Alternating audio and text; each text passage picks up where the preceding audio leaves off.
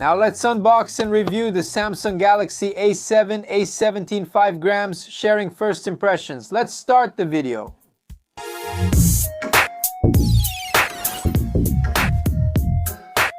Unboxing begins with a white box featuring the model on the front and a label displaying international mobile equipment identity codes and product version. Opening the box, we immediately see the envelope hidden behind right under the lid. Inside, there's a SIM ejector tool, a quick start guide, and a USB-A to USB-C charging and data cable. In Brazil, it comes with a 25-watt charger inside the box, which is the maximum charging power it supports. Now, with the smartphone already in hand and fully set up, we have a 6.7-inch active matrix organic light emitting diode display with a 90 Hz refresh rate and a maximum brightness of 800 nits. That's it. It has a good grip. The device is thin, weighs 192 grams, and is 7.5 millimeters thick. This blue color, standard for Samsung, looks great. The camera module has the usual design too. I think Samsung did a nice job and deserves credit. The right side has volume controls and the power button. At the top, there's a noise-canceling microphone. On the left side, a hybrid SIM tray, and at the bottom, a microphone, USB-C port, and speaker output. Speaking of artificial intelligence, this smartphone doesn't come with Samsung's Bixby. We only have Gemini integrated as the personal assistant, and you have to do everything through it. Those options aren't available in the photo editing section, such as AI-powered erase or remove settings. None exist here. As for the battery, we have a regular battery here, not a silicon carbon one, with 5000 mAh. Its performance is good. It lasts all day as long as you don't push it to the limit, okay? If you use it heavily, you'll likely need to recharge by day's end to keep some battery. Now let's discuss the processor test I ran. Exynos 1335 nanometers scored 636,000 points on Antutu, which is a good score, but nothing too exceptional. It's an entry-level processor. It heated up to 30.8 degrees and lost 6% battery. Now let's run some footage of gaming with it. You can see Asphalt Legends there, with the graphics all set to maximum. Okay guys, it runs well, runs smoothly. I couldn't notice any kind of lag, any kind of delay, nothing, okay?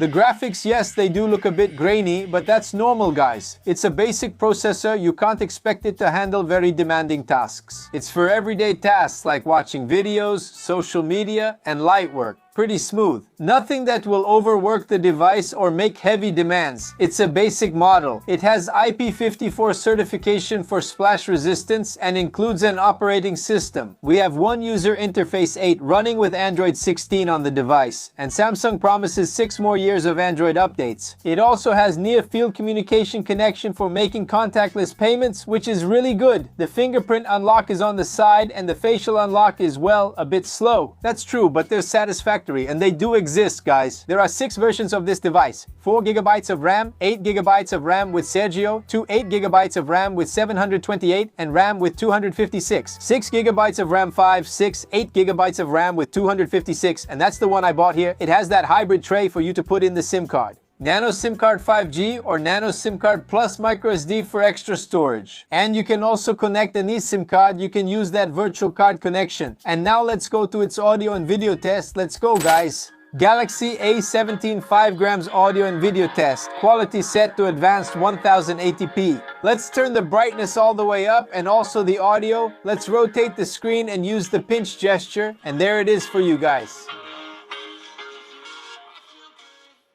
A mono audio.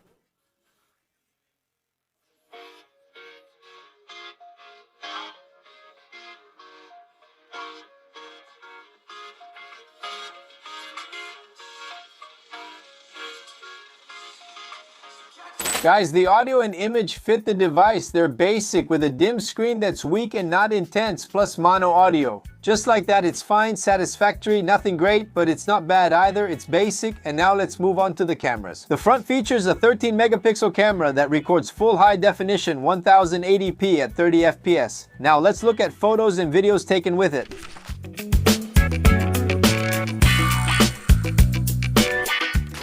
Here's the front camera, guys. Galaxy A17, full high definition 30.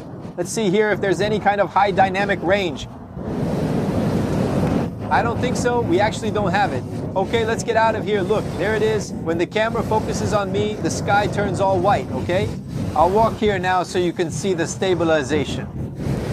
And it's still raining, but let's go. The image looks good, man. The image looks good, at least on the screen. It looks really good to me.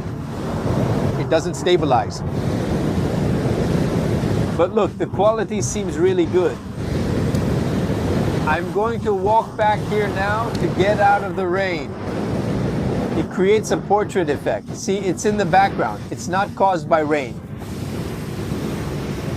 Well, at least I hope not. It doesn't seem like it, but it looks cool. It gives a nice effect, good quality, but there it is for you. Front camera of the Galaxy A17, guys. The front camera is pretty basic. Okay, nothing special that makes it stand out from other competitors. It's a very simple camera. Now let's go to the back, which has 3 cameras. Check this out. There's a main one with 50 megapixels and optical image stabilization, a second one with 5 megapixels that's ultra wide, and a third one with 2 megapixels for background blur and images. And all of this records at 1080p full high definition 30 FPS. Let's show some photos and videos from the rear cameras, then return with final thoughts to wrap up.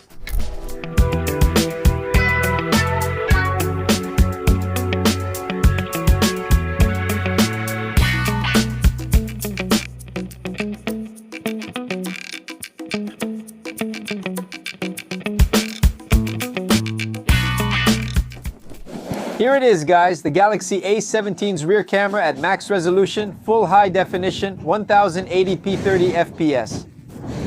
Walking, holding it just with my hand, there's a light drizzle, and now I'm testing the focus here.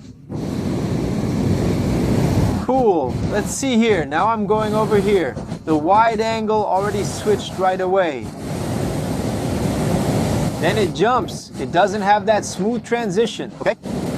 And now here, the maximum zoom of 10x, the rain falling. Let's go back here slowly now. Then, when it reaches 1 and 0.5, he jumps. But at least he changes the camera here, right?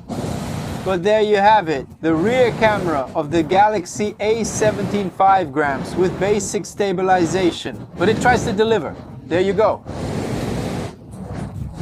Guys, once again, I don't know what you thought about these cameras, but I found them very simple, very basic. They're just there to meet a need, something you might need in a hurry. You'll have a simple, reliable camera. Share your thoughts on these cameras in the comments. Now let's discuss this device's positives, in my view. The battery is from average to good, okay? It lacks silicon carbon, but the battery still holds up well. I think it's because of the screen, which also has low brightness, but the battery lasted. That's nice here. Near field communication connection for making contactless payments, that's good too. Embedded subscriber identity module connection for that virtual chip. Its weight and thickness make it a light and thin device, and as for the downsides, I found its processor pretty basic. A weak screen with low brightness, even though it's an active matrix organic light emitting diode screen with beautiful colors, but it lacked brightness. And the cameras, both the front and the rear ones, I also found pretty simple. But anyway, I want to know your opinion. Comment down below what you think about this device. Like the video whether you enjoyed it or not. If you didn't like it, feel free to dislike. It's fine either way. Also, leave your comment here, your opinion about this device, whether it's worth it or not, if the price is good or not. Your opinion is always very important to us here, alright? Before you leave, don't forget to check if you left your like. If you didn't do it at the beginning, do it now. Also check if you're subscribed to the channel and have the notification bell on. And share this video with everyone. Alright, we're together, guys. Thank you all so much. God bless you. A big hug and see you next time. Thanks, I'm out.